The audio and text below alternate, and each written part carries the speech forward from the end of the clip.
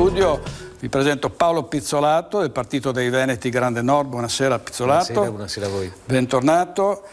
Lei crede che ci sia il rischio di, qualcuno diceva anche, di una reazione popolare se si dovesse continuare così a barcamenarsi, a cercare di tirare avanti quasi per inerzia e a non risolvere proprio concretamente i problemi? Parto dai ristori, per esempio, no? Io intervengo in qualità di dirigente di Prima il Veneto, mi prendo assolutamente la responsabilità di quello che andrò a dire adesso.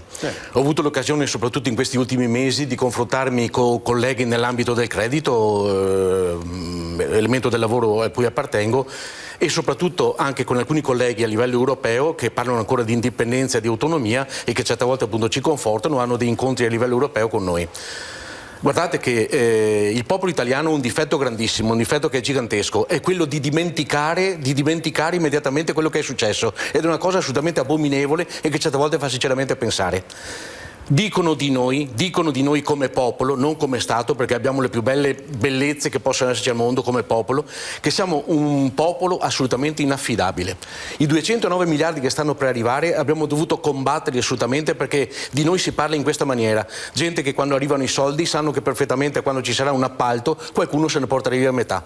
Gente che quando arrivano soldi la 'ndrangheta o la camorra sicuramente influirà su quello che sarà la maniera di spesa di questi soldi. E sinceramente abbiamo visto che in tanti comuni, in regioni, in province, questa cosa è effettivamente vera. Noi non abbiamo una bella nomea a livello europeo nei confronti di tutti gli altri, per cui hanno difficoltà certe volte ad aiutare l'Italia, aiutare gli italiani. Solo che noi siamo testoni perché non ci aiutiamo fra di noi. Non ci aiutiamo fra di noi, come è successo in questo periodo, per determinate cose dove dovremmo essere tutti uniti, e si parla ancora delle elezioni, dove resto non stupefatto, sinceramente prenderei a pedate nel sedere tutti quanti. Dobbiamo ricordare, come è già stato detto, sinceramente faceva parte che del mio intervento, mi dispiace essere ripetitivo, che nel 2018, molto orgogliosamente anch'io, appartenendo al centrodestra, abbiamo vinto le elezioni.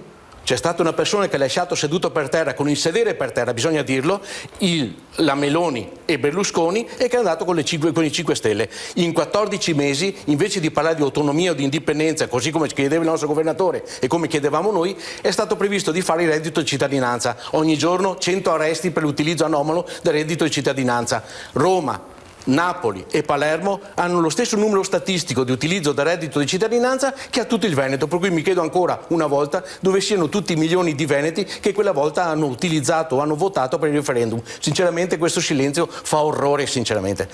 Poi dico questo: è stato fatto un nuovo governo perché, in base a quello che è la nostra Costituzione e i poteri del Presidente della Repubblica, eccetera eccetera, pur di non andare a elezioni, forse per risparmiare una montagna di milioni che noi gettiamo sempre nelle frasche ogni volta, perché ogni 2 anni tutti vorremmo elezioni. C'è chi da marzo dell'anno scorso grida sempre a elezioni. Scusi, le chiedo scusa avvocato, ma la Meloni da marzo dell'anno scorso, mentre la gente moriva come mosche, continuava a chiedere elezioni. Non si capisce perché stiamo tentando di capire anche noi. Se da una parte ci centro-sinistra o da una parte ci fosse stato il centrodestra, a livello di autonomia e di indipendenza chi cavolo potrebbe darla al Veneto, visto che nessuno ha fatto nulla in questo periodo? Che poi si tenti di sopravvivere, diciamo, in questo momento, secondo me Renzi ha fatto una grandissima porcheria. Perché ha fatto una porcheria? Perché quell'uomo è il nostro Presidente del Consiglio, che è quello che ha salvato le banche toscane, è quello che ha salvato la banca del papà della Boschi, che si tira sempre appresso, è quello che ha tassato noi pur di salvare quelle banche lì.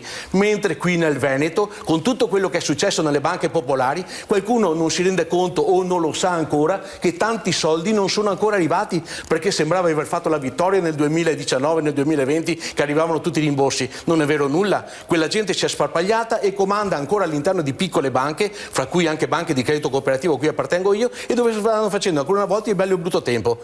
Quello che mi chiedo certe volte è come sia possibile una cosa del genere e non ci sia la possibilità per una volta tanto di essere tutti assieme a combattere contro un unico grande nemico, che in questo momento è il Covid. Posso fare una battuta? Solo una battuta? Prego.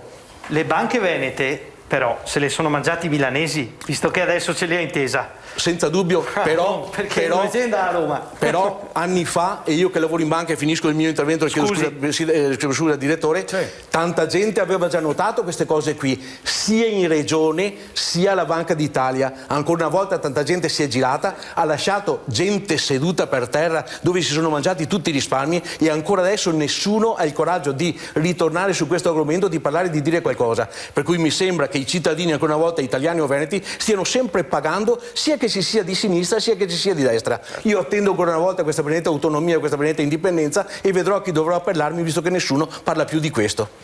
Paolo Pizzolato, ancora una battuta, visto che hai fatto velocissimo, sì, grazie direttore, proprio pochissimi secondi. Noi abbiamo qui in studio la presenza di commercialisti, di avvocati, eccetera eccetera. In banca noi pesiamo quello che sono le problematiche delle persone. Dal 1° gennaio, in pochissimi secondi vi spiego una cosa, sì. È partita una nuova normativa europea che dice che d'ora in avanti i piccoli sconfinamenti che solitamente noi come banca potevamo dare, cercavamo di fare fine mese, i pensionati che non arrivano a fine mese, i dipendenti che al 27 non hanno più i soldi, non potrà mai più essere fatta, perché a livello europeo è venuta fuori una nuova legge che le banche non hanno ancora recepito, ma che bisognerà far partire.